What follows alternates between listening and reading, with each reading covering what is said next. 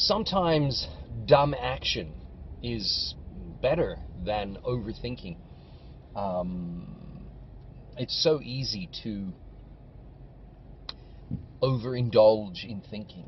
I love thinking. It's one of my things. I love to think about something. I love to pre-work out how it potentially could all work out. But in actual fact, that's actually not the best way to go about doing anything. The best way to go about doing something is to actually just physically do it. You learn to play the flute by playing the flute. You learn to do by doing. There's no other way around it. Uh, it's an extraordinary thing of life, is that you'll only get to know how to fly a helicopter when you start flying a helicopter. You can dream about it, you can think about it, it's not going to happen until you're actually doing it. I'm currently busy working on stage performances, and uh, you can dream about a 20,000 person event, but it's only going to happen when you actually start tackling a 20,000 person event, when you actually start going in the direction of a 20,000 person event. Recently I did a 3,000 person event, and that was completely different to the 600 person event that I had done, or a 1,300 person event that I had done the year before. Um, I'm starting to find that as you get larger and larger, as you get bigger and bigger projects to do, things change completely. Um, even the recording of those events has been different. Even the actual process of this is how we're going to do it has completely changed everything. I've got an event coming up in next year in September, which is in Ibiza, and I've never done that event. I've never done an event like that. 6,000 people strong event, and apparently it's actually even larger. Sometimes it can be much larger than 6,000 people. But what I'm finding is that the mental processes that go into it are actually quite amazing. Because as you do more and more movie production, as you do more and more production, as you do more music production, you start to realize that you take out all of the things that are just distractors. You take out all of the things that are just stuff, that are not really helping you get there. It's actually quite an amazing thing that happens when you're doing it. You streamline everything, and there's something extraordinary in simplicity. I've discovered this again and again, that I work on a project, and as I go simple, as I make it more and more simple, the better it actually works, the more powerful it actually is. There's something exquisite in cutting it down.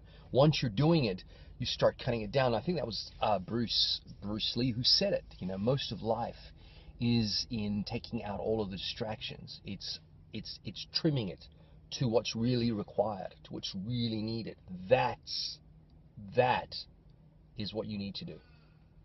You need to spend a lot of your life just doing and reading and researching, and while you're doing, not beforehand. That too much thinking is going to give you analysis paralysis. You're going to be a deer in headlights. You're not going to be able to do it. When faced with it, you don't do it. You just do it. Just do. Just move forward. Don't think. You have to be dumb thought into it. I say dumb thought because it's a term that came up with a super sports star that I was listening to. He said something very interesting. He said that when you're doing your sport, the last thing you want to be doing is being introvert.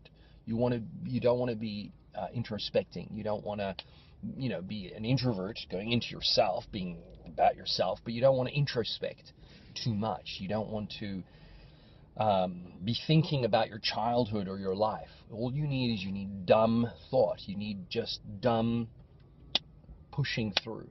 You know, you don't want to be overthinking things. And it's the same with everything. Whatever it is that you're tackling, do it to the end. Finish it. It's critical. It's actually really important that you know. Uh, you know. So take that away with you, see if that works, if that helps. I think it's one of the most extraordinary things to be able to undertake a project, to move through it, go with it, make it happen, create, develop, produce, write, whatever it is, just go, do it. And along the way, you're going to be ecstatic by what actually happens, you know. Um, you enter a new space. You're in a space that is so extraordinary and so exquisite. You know, you're in that space, and I think that's what we go for. We live for that. We live for that space that we go into. You know, we're in a creative space, which is on the surface of it looking in. You know, it doesn't. You've got to be inside it to understand what that Eye of the Hurricane is all about. You've got to understand that no matter what's going on around you, none of that matters. It's really that space you're in, that creative space that you're in. That is it's exquisite. And the only way that it becomes greater and bigger and wonderful, more wonderful for you, is in that focus. What I'm astounded by is that I can be creating and learning.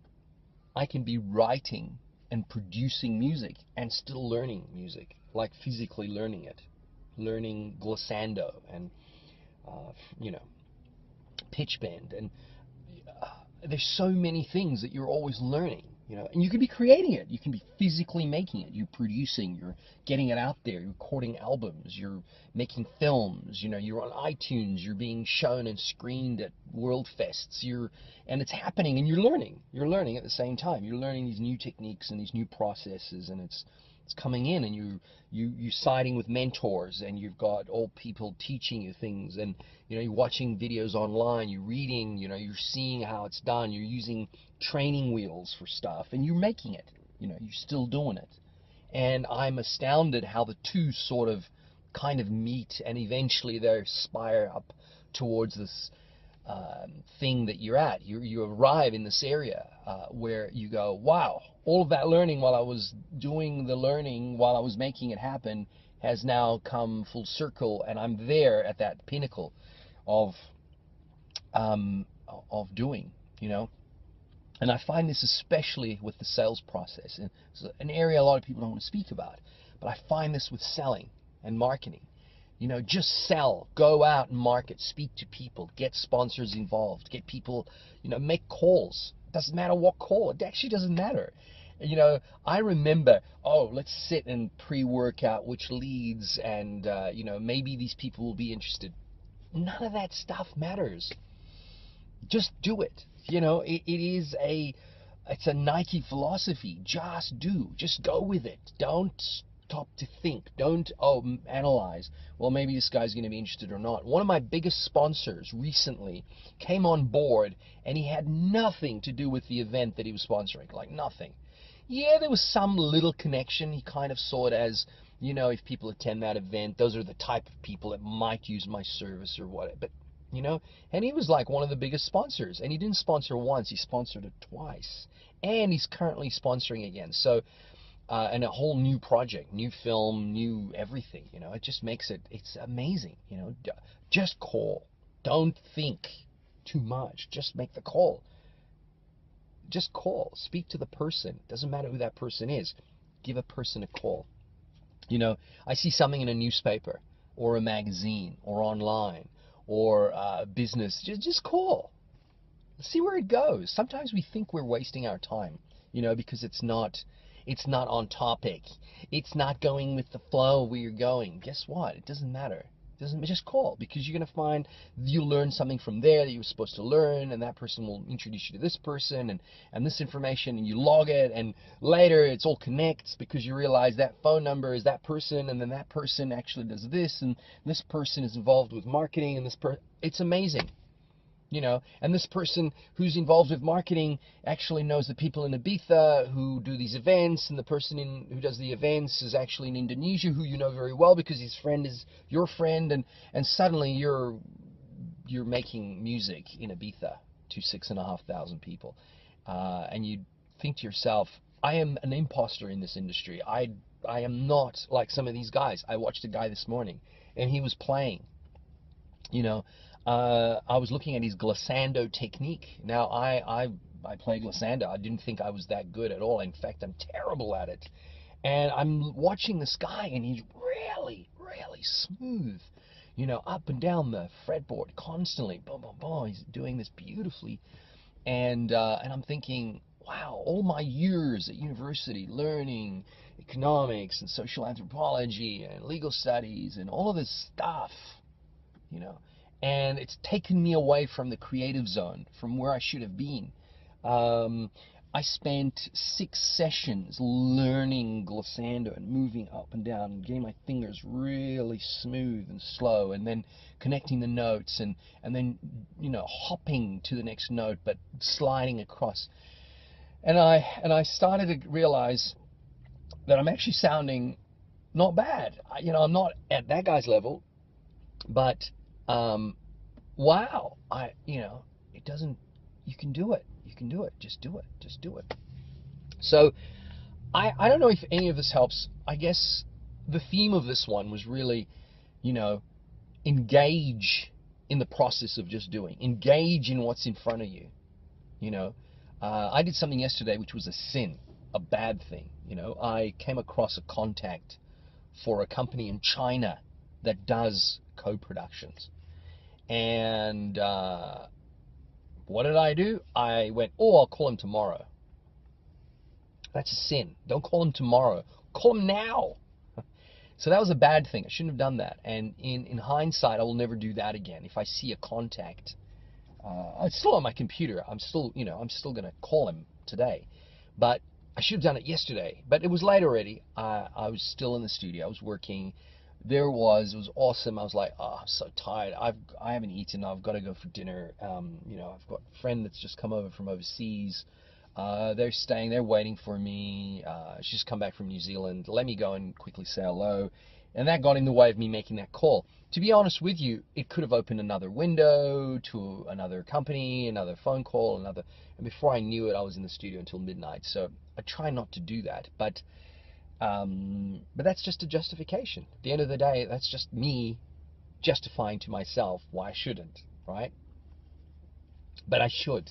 I really should just make the call straight away. It's really important. Make the call straight away. Because the opportunity is only there for a very short space of time. Anything can happen, you know. You could have anything happen. You just have to be very specific, very dedicated. Just do. You'll be surprised what happens when you just do. You know, I have many times called companies in China or Hong Kong or Asia, you know, South Pacific, Papua New Guinea. Oh my goodness, I've called everyone, everywhere. A lot of times I don't get any replies. No, very few people come back. Sometimes I call, nothing happens. Sometimes I text, I email, nothing comes. You know, I had a famous Japanese filmmaker contacted 2 years ago, 3 years ago, and great friends, good contacts. That's it. Didn't come back to me. Nothing happened, right? But I did. I tried. I communicated. But I don't give up, because it's like Mike Ovitz. You know, the idea of Michael Ovitz. You know, don't give up. Just keep doing. Just keep doing. Just keep doing. Just keep doing. You know, keep doing. Keep pushing. Keep being persistent. Call. Call. Call. Keep telling them why it's so valuable, why it's so important, why we need to do this, why this is so valuable, why it's actually part of what we're trying to do, why this is important for them. This is a career changer. Keep doing, keep doing, keep pushing, pushing, and you'll find that it'll come together because you believe in it so much. People like Tom Cruise were saying, I have no idea why Ovitz kept calling us. He just kept saying, he just said, this is a good career project for you. It's a good career move. And I kept saying, no, Ovitz, not interested. Ovitz kept driving it, pushing it, pushing it. And eventually Tom Cruise would say, sure, let's do this. You know, and there's got to be something in it for me here. It's got to be something valuable for me. Otherwise, he wouldn't be calling me all the time. And that's what happens. Again and again and again and again in life. That's what happens. There's this extraordinary thing that comes from pushing through. The common misconception, of course, is that people say it's too hard. It's in the too hard basket. I hear this a lot in Australia. It's in the too hard basket. I'm not going to do it. If it was meant to happen, it would have happened. If it was going to be smoother and easier, it would have been for me. I would have known that's part of my destiny. It's not true. It's not true at all. You have to do it. You know, no matter how hard it is, you have to drive through. You have to push through. Because it's not going to just happen. Everything is in the too hard basket in the world. Everything, right? Everything, nothing is that easy. There's a simplicity in something. I find that if something's very complicated and very hard, and you master it, and you suddenly know how to do it, you go, wow, that wasn't hard at all. That was actually quite easy. I was just doing it wrong all the time. I had that experience over the weekend. It's very silly. This sounds like a very silly thing, but I had these I had to install bicycle lights. And, oh my goodness, these bicycle lights were like, how do you open these things to put batteries inside? How do you open this? And I looked, you know, not that easy to figure it out. And it's almost like they were melded together or something. And there was nothing, you know, there was nothing. There was a couple of little slits, and I did try. I used a knife, I used a screwdriver, nothing. Wouldn't open. And eventually I thought, okay, there's got to be a way, you know. And I, stupidly, I should have just gone to the internet immediately to a YouTube video which showed. And all the guy did was he put the screwdriver in, and he didn't do that or anything. He just twisted it. He twisted the screwdriver in the slot, twisted it, and it popped off just like. So simple. And I went, oh my gosh, am I the only person that didn't see this? So I called a friend in who was in the next room in the studio, in the recording studio, and I said, how would you open this? And I said, and I'll give you a knife, a key, and a screwdriver. There's your set of tools. Tell me how you would do it. And I'm not kidding. He looked, he did the exact same thing. He couldn't work it out. He tried the screwdriver, it didn't work. It didn't work. And I said, you give up? He goes, yeah. I said, I know what you're going to do.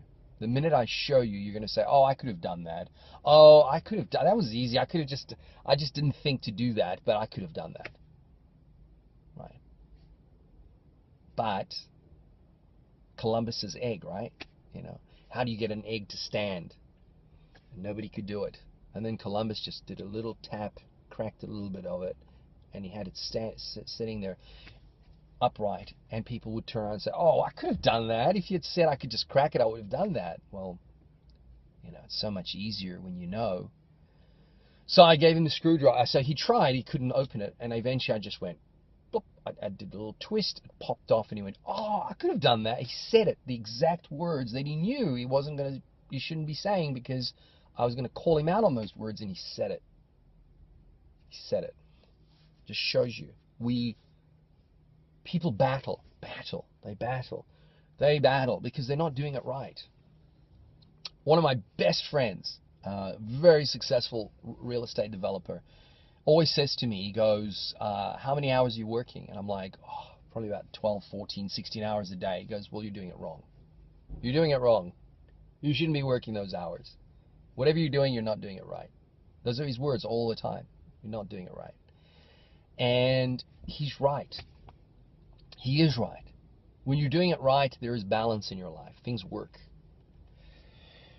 I went on for too long. I needed to be in there and get some stuff. But I hope that really does help, because ultimately it's so easy, genuinely, to think that we should just give up and not do it.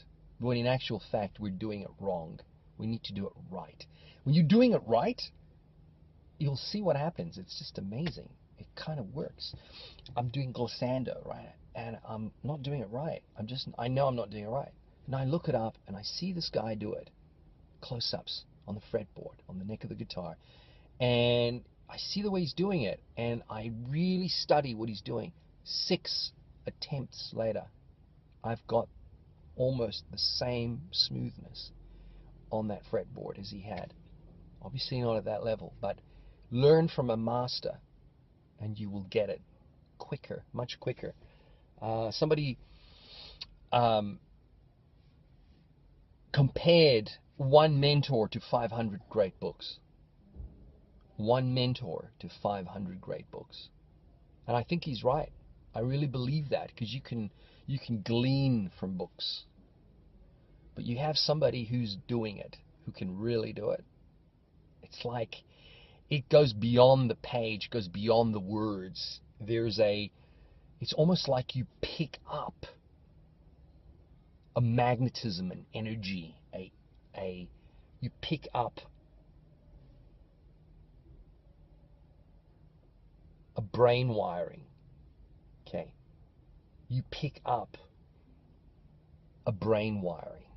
Your brain wires differently when you're around them, and you realize, right, that's how you do it.